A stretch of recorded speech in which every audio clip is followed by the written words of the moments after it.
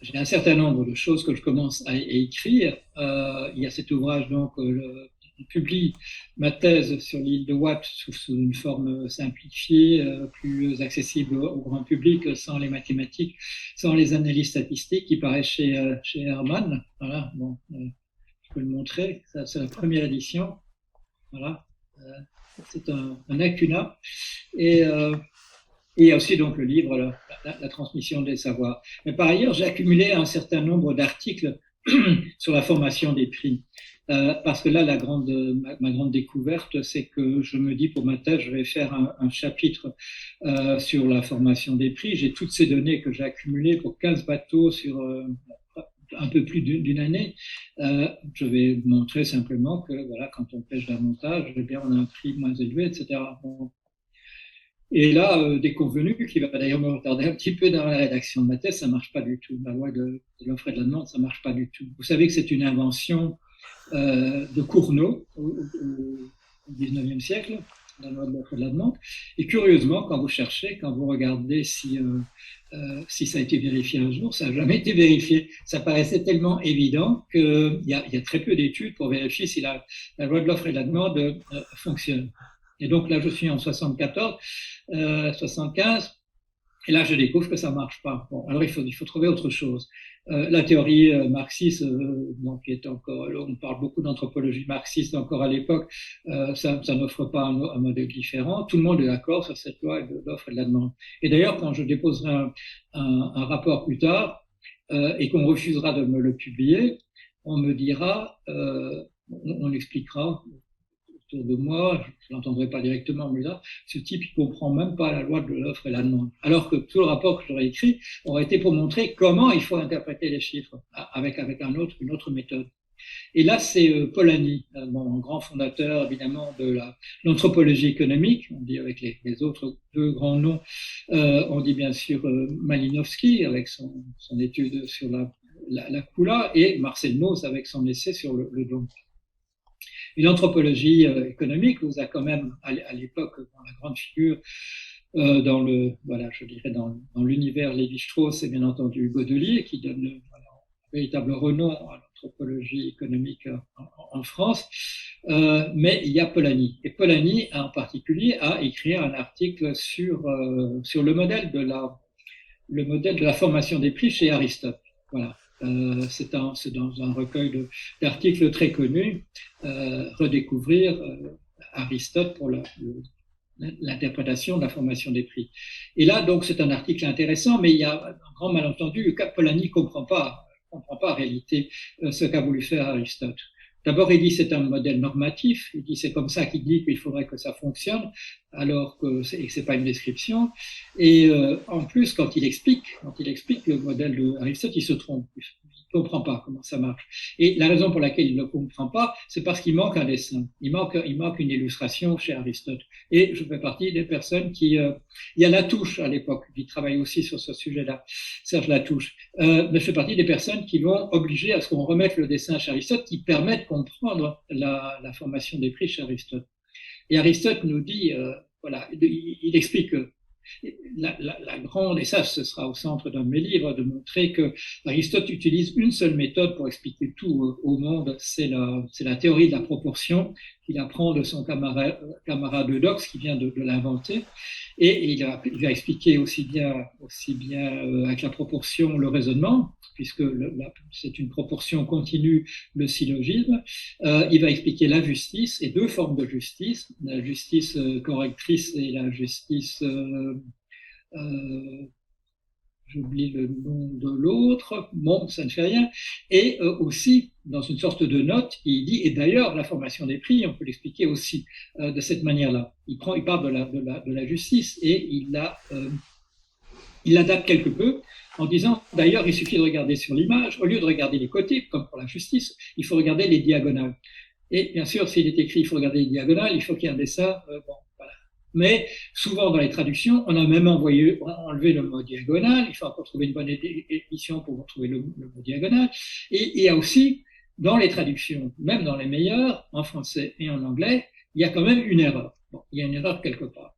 Et donc, moi, je trouve le modèle d'Aristote, je l'essaye, je tente de l'essayer sur mes données de Watt, et ça marche, voilà, le modèle d'Aristote. Qu'est-ce que ça dit, le modèle d'Aristote? En fait, quand on enlève les dessins, ça dit le prix se reconstitue de telle manière que l'ordre social sera identique après la transaction comme il était avant. Il se sera rien passé.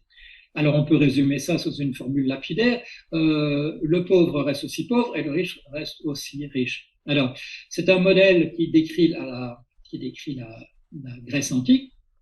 Vous le savez, et c'est moi aussi qui ai fait le rapprochement, il y a un modèle beaucoup plus dramatique encore, beaucoup plus tragique, mais de la même chose qui est offerte par un autre philosophe qui s'appelle lui Jésus-Christ, Jésus de Nazareth. C'est dans la parabole des talents, quand il dit aux riches, on lui donnera encore davantage jusqu'à ce qu'il soit dans l'abondance, et aux pauvres, on lui enlèvera même le peu qu'il a. Ça, c'est le même modèle qu'Aristote, mais sous une forme plus dramatique. La forme d'Aristote, elle est stable, elle est statique. La société ne bouge pas. Dans la formule Jésus-Christ, il décrit la formule qu'on a maintenant, c'est-à-dire une concentration inéluctable de la richesse. Pourquoi? Parce que celui qui n'a pas assez d'argent doit emprunter, doit payer des intérêts, donc il augmente le capital de celui qui en a déjà. Et donc, voilà, ça devient le centre de mon livre qui s'appelle Le Prix, qui est un ensemble d'articles et où je mets en avant ce modèle d'Aristote et où je peux déjà, au moment où le livre paraît, je peux déjà ajouter certains chapitres supplémentaires de l'application de cela dans la finance. Parce que quand j'arrive dans le monde de la finance, je m'aperçois que ça marche toujours. Le modèle d'Aristote, il marche toujours, mais il est fondé sur cette idée qu'en gros, voilà, la société va rester la même. Et ça, j'en avais eu des confirmations sur le terrain. Une conversation avec un pêcheur, il me dit oh là là, ma marieur, il vient d'acheter une belle bagnole, vraiment une Mercedes, c'est vraiment une belle grosse bagnole, c'est formidable. Et là, je fais une petite plaisanterie, je dis oui, j'ai une bagnole dans laquelle moi j'ai déjà eu l'occasion de rouler, pas sur Watt, mais quand il allait sur le continent, il avait dans un garage, il avait une Ami 6, voilà. Je dis et toi, c'était quoi ça, ta bagnole? C'est une Ami 6. Et il comprend mon allusion un petit peu moqueuse. Il dit oui, non, tu comprends pas. Moi, je n'accepterai jamais de vendre mon poisson à un bonhomme qui n'aurait pas une bagnole comme celle-là. Voilà. C'est-à-dire, qu'est-ce qu'il fait? Il confirme Aristote. Dans la représentation de ce pêcheur, et bon, il est celui qui est devenu maire de Watt un peu après que je sois là. Dans sa représentation, il y a un ordre social. Et il vendra pas son poisson à un marieur qui ne soit pas riche, alors que lui ne l'est pas. Et ça, il le sait, mais c'est sa représentation du monde. Et c'est ça le modèle donc d'Aristote, et ça marche très très très bien. Alors, donc là, j'ai un ensemble d'articles que j'essaye d'ailleurs de faire publier à l'époque déjà. Enfin bon, quand je débute dans la finance, quand j'ai un ensemble d'articles qui fait un tout, et j'arrive pas à le faire publier. Et finalement, ce sera un de ces livres que je pourrai publier quand on me demandera, parce que je suis célèbre pour avoir annoncé la crise des subprimes, est-ce que vous n'avez pas encore des manuscrits qu'on pourrait publier? Et là, je dis, cher monsieur, oui, bien entendu, j'en ai plusieurs, et ce livre paraîtra. Et l'autre gros livre qui paraîtra donc là finalement en 2009, alors qu'il est terminé à peu près vers 1997, c'est un livre dont le point de départ c'est quelque chose, c'est une injustice à mon sens commise par Lévi-Strauss. Vous avez compris que j'aime bien Lévi-Strauss et que voilà, il m'est vraiment très très cher dans ma pensée, non seulement en tant que la personne qu'il était, mais aussi par rapport à sa représentation du monde, je dirais qu'on appelle parfois un peu pessimiste, mais qui est simplement de la lucidité. Mais Lévi-Strauss a commis une très très grande injustice, c'est qu'une question centrale dans l'anthropologie, c'est celle du totémisme, qu'il a dit que ça n'existait pas. Et pourquoi? Parce qu'elle avait été résolue, en fait, enfin résolue aux trois quarts. Je me donne un quart pour la fin de la solution, c'est par Lévi-Brul. Et là, Lévi-Strauss, c'est une chose qu'il n'aimait pas du tout, c'est quand un problème central de l'anthropologie était résolu par quelqu'un qui n'était pas un anthropologue. Bon. Quand Radcliffe Brown répétait que son maître à lui, c'était Durkheim, c'était une chose aussi que Lévi-Strauss n'aimait pas trop. Il aimait qu'il y ait une profession d'anthropologue et que les anthropologues aient trouvé tout ce que les anthropologues avaient fait. Or là, il y a deux choses qui se sont passées et c'est la contribution de Lévi-Brul et c'est la contribution aussi de Durkheim et Mauss dans la compréhension du totémisme.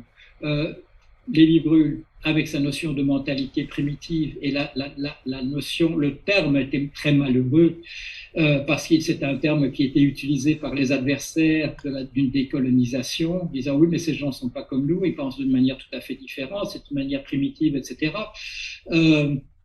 C'était une conception, si l'on veut, évolutionniste, c'est-à-dire qu'un jour, dans 1000 ans, voilà, ces populations que nous avons appelées primitives, en les découvrant aux sauvages, ils arriveront là, mais c'est pas le moment, etc.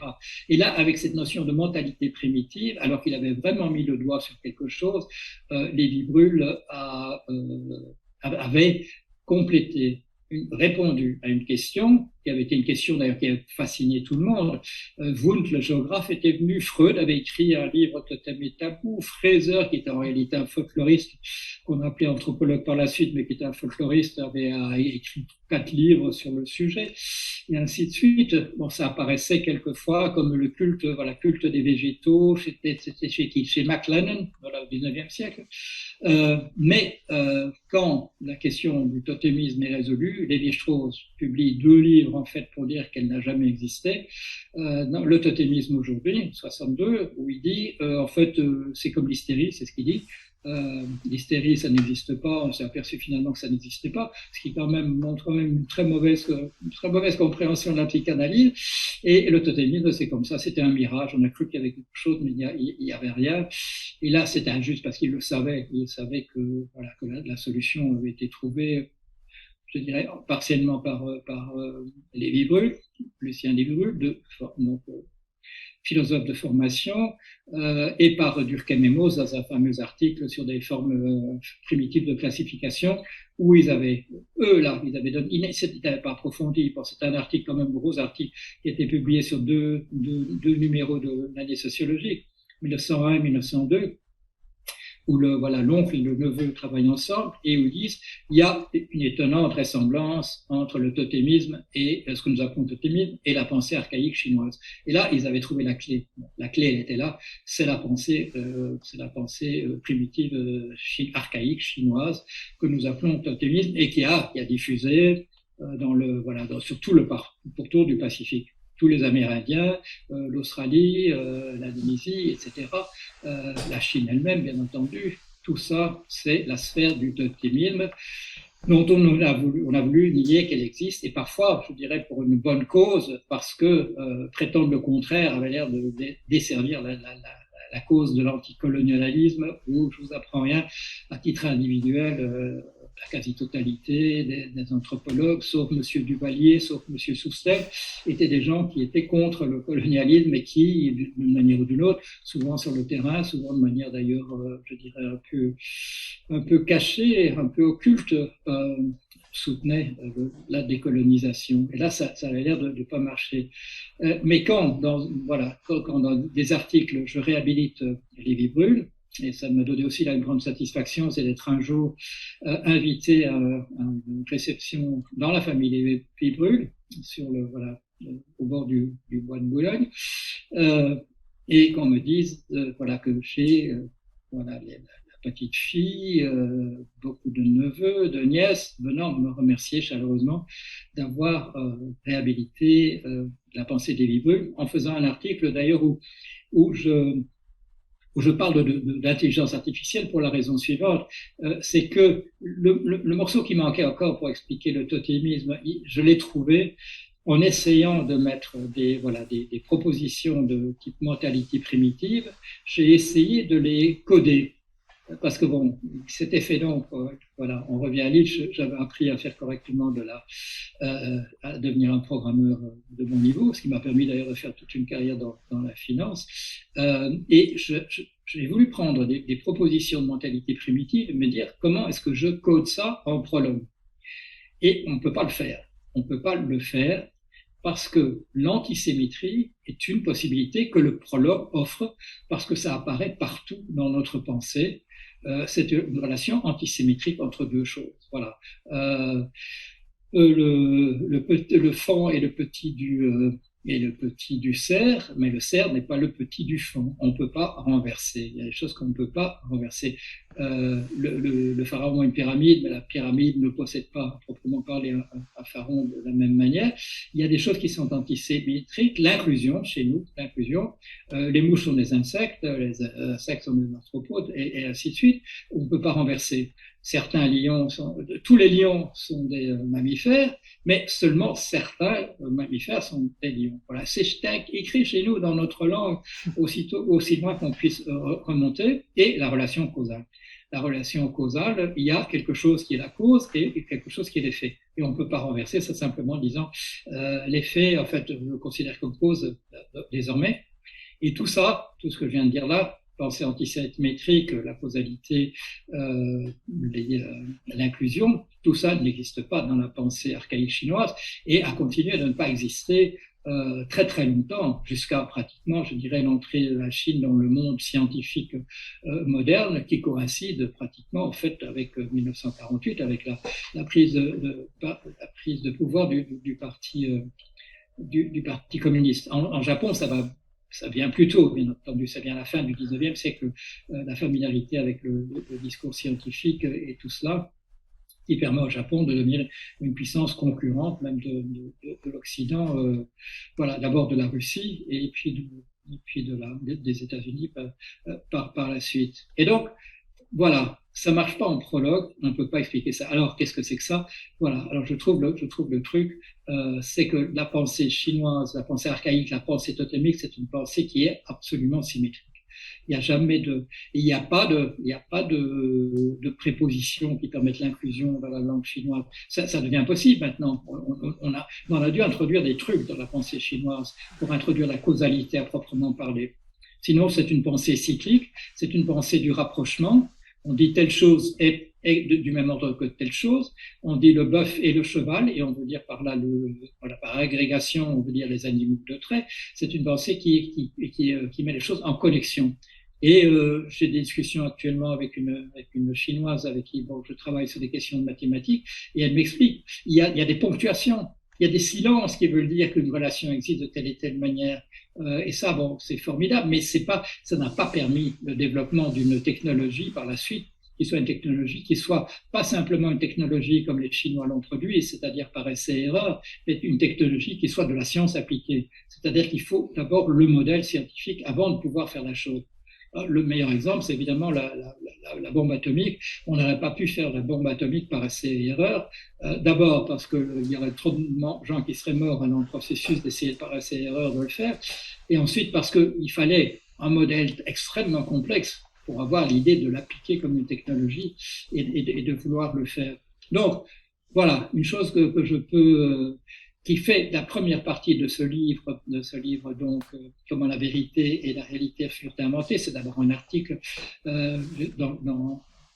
je crois que c'est précisément dans l'année sociologique, voilà, rend hommage à Durkheim et Mauss.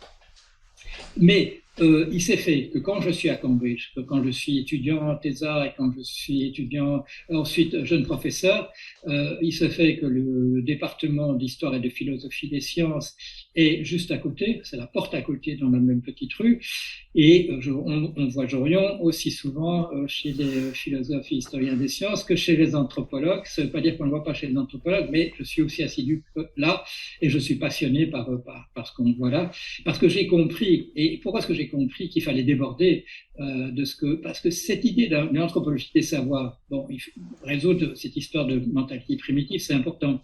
Mais j'avais vu que pour comprendre les savoirs empiriques, qui avait été au centre de, ou un des foyers en tout cas de ce livre, La transmission des savoirs, il fallait comprendre l'ensemble de la question des représentations du monde. Et à cette époque-là, je ne suis pas seul en Grande-Bretagne, on relance le débat autour de la mentalité primitive à partir de Durkheim, mais c'est sous un autre nom. On appelle ça le rationality debate. Et il y a un certain nombre de gens, par exemple le sociologue Stephen Lukes, mais un certain nombre d'anthropologues qui se mêlent à ça, et moi je fais partie un peu de ce groupe-là.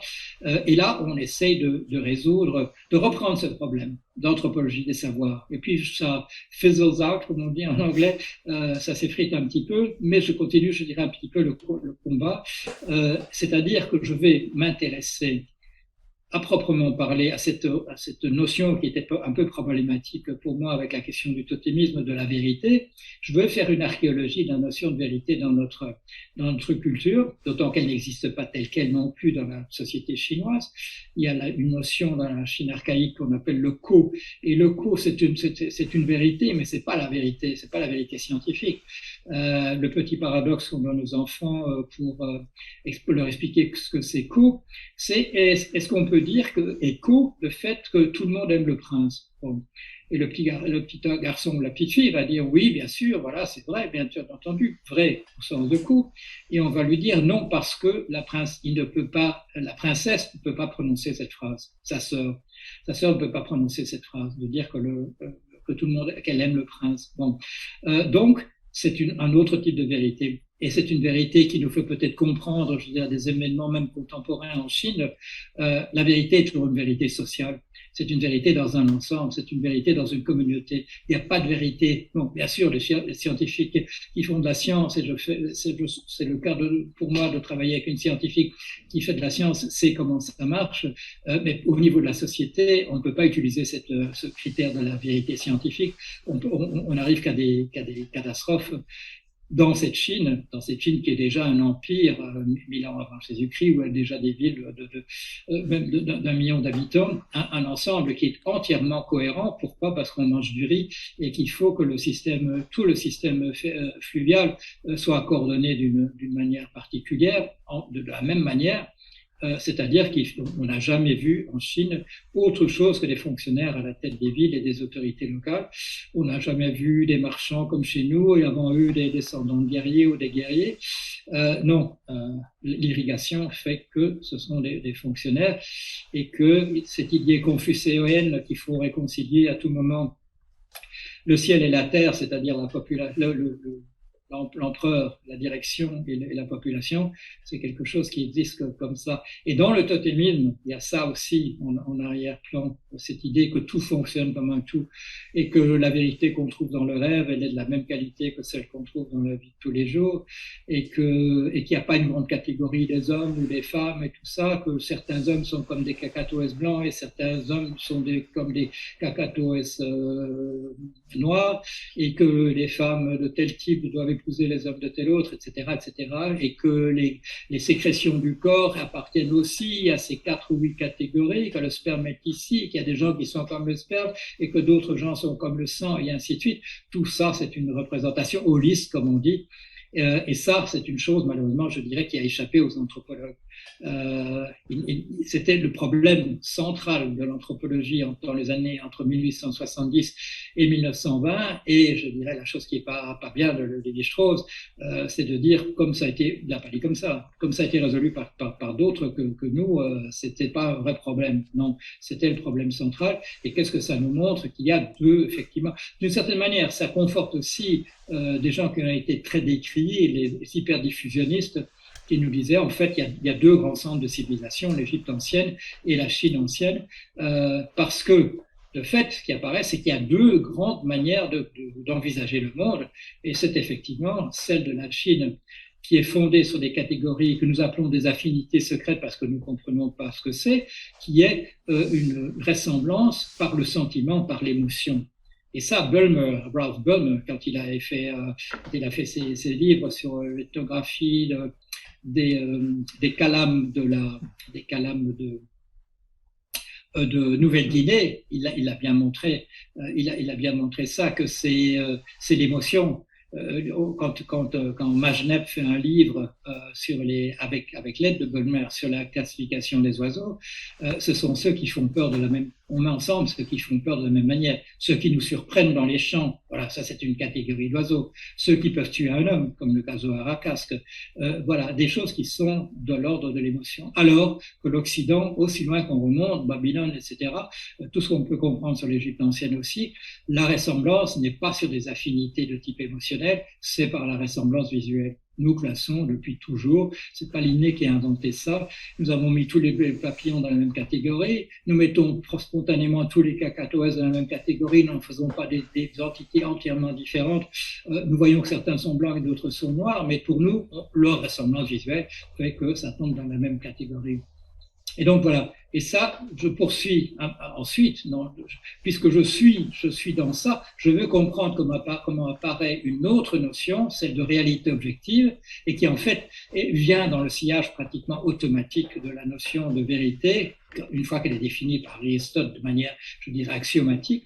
Une fois qu'on a cette définition-là, la notion de réalité objective, qui est ce qui est vrai au sens de la logique, vient automatiquement. Et du coup, je m'intéresse par la suite, et je vais terminer là cette partie-ci, je m'intéresse à ce que font les mathématiciens en ce moment, et c'est ça qui a conduit une mathématicienne à ce qu'on travaille maintenant, en particulier la critique que je fais d'un théorème extrêmement connu de Gödel, le deuxième théorème de l'incomplétude, et où je montre que ce qu'il fait est absolument incompatible avec les règles que Aristote avait mises en place, là, pas sur la formation des prix, mais en termes de ce qu'Aristote avait fait très très bien en faisant un barème du caractère convaincant ou non des arguments, en divisant la pensée dialectique, donc celle du dialogue, en trois catégories: l'analytique pour les scientifiques, la dialectique qui est bonne pour les gens à la cour et en politique, et la rhétorique qui est bonne pour l'Internet et la conversation